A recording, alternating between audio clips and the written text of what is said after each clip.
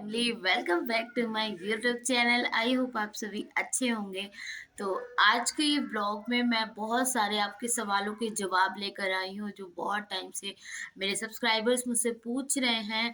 तो आज इस ब्लॉग में आप लोग वीडियो को लास्ट तक देखा करो। वीडियो अच्छी लगा करे तो यार एक लाइक किया करो।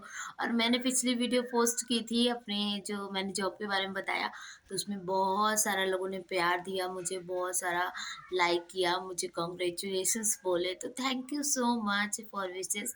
और आप लोग इतना प्यार इतना सपोर्ट देते हो तो उसके लिए तहे दिल से थैंक यू सो मच। शायद मैं दिल से आपको शायद मैं बयां नहीं कर सकती, मैं आप सबसे इतना प्यार करती हूँ। क्योंकि बहुत सारी मेरे पास कंडीशंस आई कि यूट्यूब मैं छोड़ दूँ, लेकिन मैं यूट्यूब नहीं छोड़ सकती क्योंकि मैंने इस यूट्यूब के चक्कर में बहुत स्ट्रगल किया है। यूट्यूब के चक्कर में मैंने बहुत बातें सुनी हैं, बहुत सारी चीज़ें मैंने झेली हैं, तो मैं यूट्यूब तो बिल्कुल भी नहीं छोड़ सकती। और प्लस मेरा इतना बड़ा परिवार होने वाला है, मेरे 5,000 सब्सक्राइबर होने वाले हैं। तो मैं 5,000 सब्सक्राइबर होंगे ना, फिर मैं केक पक्का काटूँगी क्योंकि 1,000 पे मैं बोली थी तो मैं नहीं कट कर पाई थी, लेकिन मैं अब कट करूँगी, डोंट वरी। अब मैं अपने ऊपर स्टैंड हूँ। अभी तक मैं ससुराल में थी ना, और फिर मायके में थी, मेरे पास पैसे के बहुत इश्यू रहते थे, बहुत सारी चीज़ें थी। लेकिन अभी आपकी संध्या खुद पे स्टैंड हो रही, मुझे कोई एटीट्यूड नहीं, क्योंकि ये सब आप लोगों की दुआओं की वजह से हुआ, आप लोगों के प्यार की वजह से हुआ है। कि मेरी बहुत सारी ऐसी सिस्टर है, मेरी बहनें हैं जो चाहती थी कि संध्या को एक ऐसी प्लेटफॉर्म मिल जाए जहाँ संध्या का करियर बन जाए। तो आप लोगों की दुआओं में असर हुआ है, मुझे मिल गई है। और आज मैं अपने पैर मैं उस नरक से निकली, मैं कानपुर से निकली, मैं दिन रात रोती रहती थी, परेशान रहती थी। आप लोग तो देखने वाले हो, आप लोगों से मैंने कभी कुछ भी नहीं छुपाया। एक मैं किसी के टॉपिक में यहाँ बात नहीं करूँगी क्योंकि मैं ये कुछ ना कहीं मेरी गलतियाँ थी। लेकिन मैं चंडीगढ़ आई, ये मेरा डिसीज़न था। मेरी फ्रेंड यहाँ रहती थी, मेरी सिस्टर आई थी यहाँ पर 8-9 महीने पहले यहाँ पर आई थी। वो यहाँ आ रही थी तो मैं उसे रोक दी थी जॉब के चक्कर यहाँ, क्योंकि जॉब की प्रोफ़ाइल बहुत है जॉब करने के लिए और अच्छी है। ख़ासकर लड़कियों के लिए बहुत अच्छे प्लेटफ़ॉर्म है। तो मेरी सिस्टर आई थी, उसने 1-2 महीने बहुत स्ट्रगल किया, पढ़ाई की और बहुत ज़्यादा इंटरव्यू क्रैक करने का प्रयास किया और फाइनली उसने 2 महीने बाद क्रैक किया था इंटरव्यू, जहाँ वो कर रही है, ऑफ़िशियल वर्क है उसका भी। तो मैं जब आई ना तो मुझे मतलब सब मतलब जस्सू ने बोला कि संध्या तू रोती रहती है, मुझे अच्छा नहीं लगता है, मेरे माँ बाप नहीं है, तेरे तो सब कुछ है, तू रोया ना कर, सब तेरे साथ है, मैं भी तेरे साथ हूँ। मुझे उसने बहुत समझाया, बाकी मेरा भी बहुत लोगों ने साथ दिया। और फिर उसने बोला कि तुम बस किसी तरीके यहाँ आ जाओ, और मैं मतलब तुम्हें उस तरीके का बनाना चाहती हूँ कि जो तुम्हारे अंदर है, लेकिन तुम अपने आप को पहचान नहीं पा रही हो उस चीज़ को। मैंने बीबीए कर रखा है, क्वालिफ़िकेशंस है अच्छी मेरे पास, सब कुछ है। मुझे बातचीत करना आता है, मैं सब कुछ आता है, लेकिन मैंने कभी अपने आप को पहचाना नहीं। क्यों? क्योंकि मैं दूसरों के अंदर अपनी खुशियाँ ढूँढती थी, दूसरों को खुश करना, यही मेरा एम था। कि मुझे लगता था ना अब मेरी शादी हो गई, अब मुझे जो मुझसे जुड़े हैं मुझे बस उन्हें खुश रखना है। लेकिन मुझसे कोई खुश नहीं हुआ, तो मैंने फिर आखिर मुझे जस्सू ने भी समझाया कि संध्या तू अपने लिए जी, तूने सबके लिए बहुत जी लिया। और सच्चाई है, मैं सबके लिए बहुत जी हूँ। मैंने अपना बचपन खो दिया, जिस तरीके से बचपन में बच्चे शौक पूरे करते हैं ना, मैंने शौक नहीं पूरे किए हैं। ये मेरे माँ बाप जानते हैं, मेरे माँ बाप ने भी बहुत मेहनत किया है।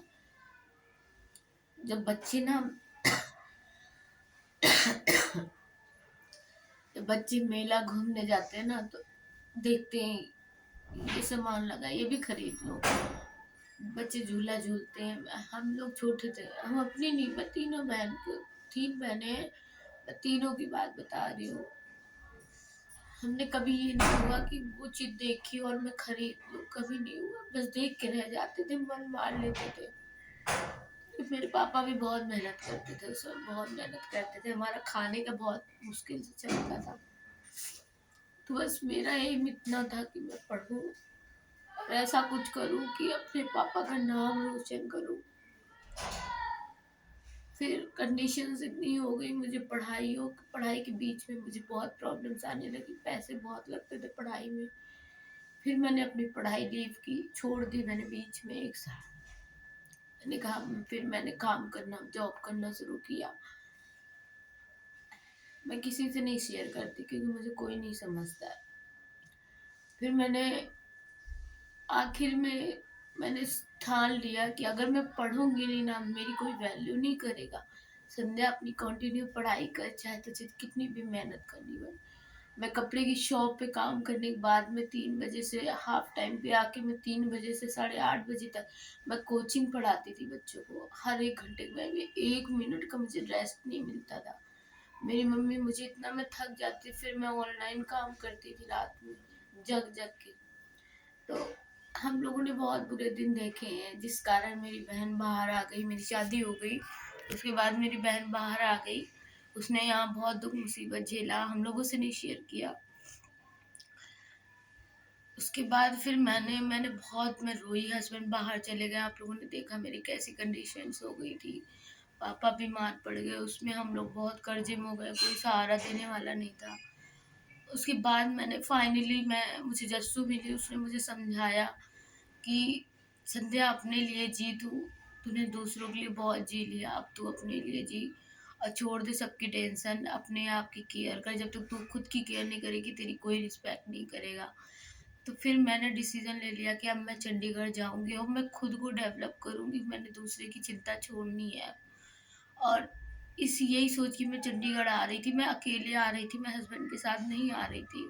मैंने कहा मैं साक्षी के साथ रूम में रह लूँगी, आधा मैं दे दूँगी, आधा वो दे देगी, क्योंकि इधर रूम बहुत महंगे होते हैं। 7,000 के रूम होते हैं, 5,000 7,000 ऐसे होते हैं।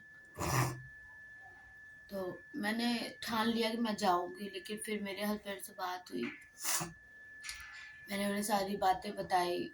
वो भी फिर बाहर से वापस आ गए थे, उनके मेडिकल इशू होने लगे थे, नाक से ब्लड आता था। तो उन्होंने भी बोला कि मैं भी चलूँगा, मैं तुम्हें अकेले नहीं जाने दूँगा। उन्होंने मेरा बहुत साथ दिया। बोले कि मैं भी यहाँ पर बैठा ही हूँ, मैं यहाँ मैं 10-12 हज़ार की नौकरी करके क्या करूँगा, मैं भी चलूँगा तुम्हारे साथ। मैंने कहा ठीक है। अभी उन्होंने बोला हमें अपनी ज़िंदगी की नई शुरुआत करनी है, सब कुछ छोड़ के, जो हुआ बर्बाद हुआ, जो भी लोगों ने बोला बोलने दो, अब हमें अपनी ज़िंदगी की नई शुरुआत कर। हम चंडीगढ़ में रूखा खाएं सूखा खाएं भूखे रहें, लेकिन हम किसी से नहीं कहेंगे। हमने ये डिसीज़न ले लिया। लेकिन ऐसी पापा की दुआ से ऐसा दिन नहीं आया हमें, हम बहुत अच्छे से हैं, यहाँ पर एडजस्ट हो गए। और काफ़ी हमें सपोर्ट मिला यहाँ पर, जस्सू का मिला, मेरी बहन का मिला। रुपए पैसे से मेरी बहन ने भी सपोर्ट किया मुझे, चीज़ सामान से, हर एक चीज़ से मुझे जस्सू ने सपोर्ट किया यहाँ पर। क्योंकि नए नए शहर में शिफ्ट होना, फिर एडजस्ट होना बहुत मुश्किल होता है। फिर उसने मुझे बोला तुम अपनी पर्सनालिटी डेवलप करो, कायदे से एक्सरसाइज वगैरह करो। मैं एक्सरसाइज ये सब मेरे बहुत फूला था एकदम।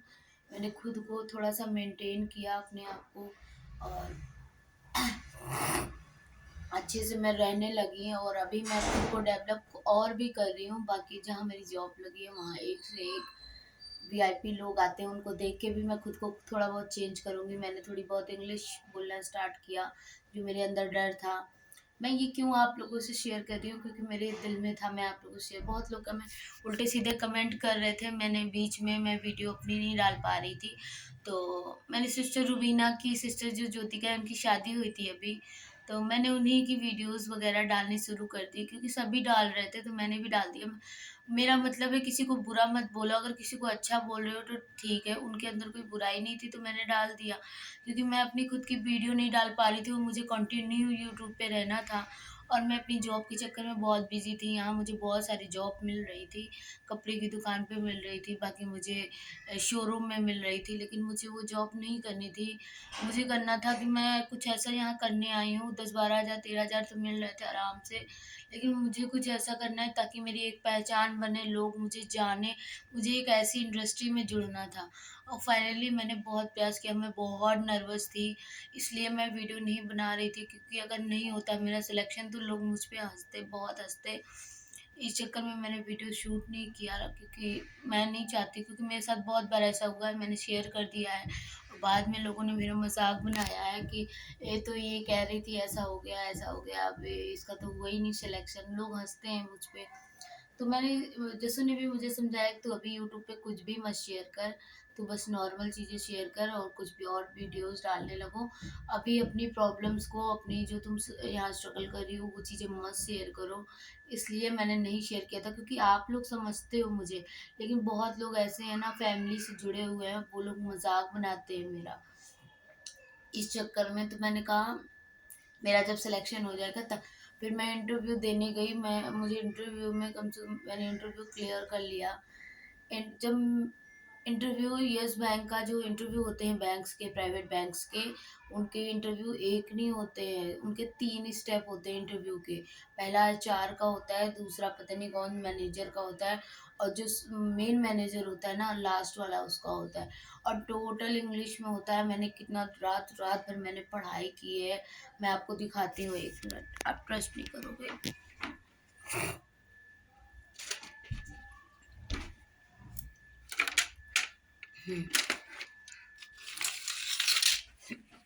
ये देखिए मेरे पास डायरी थी, ये ये मैं रात में जग जग के मैं इसमें पढ़ती थी।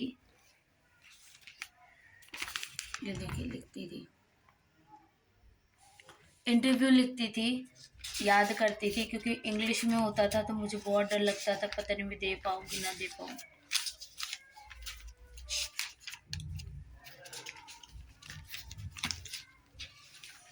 और मैं आपको दिखाती हूँ, ये देखिए ये सब मैं लिखती थी और मैं रात भर याद करती थी। ये देखिए,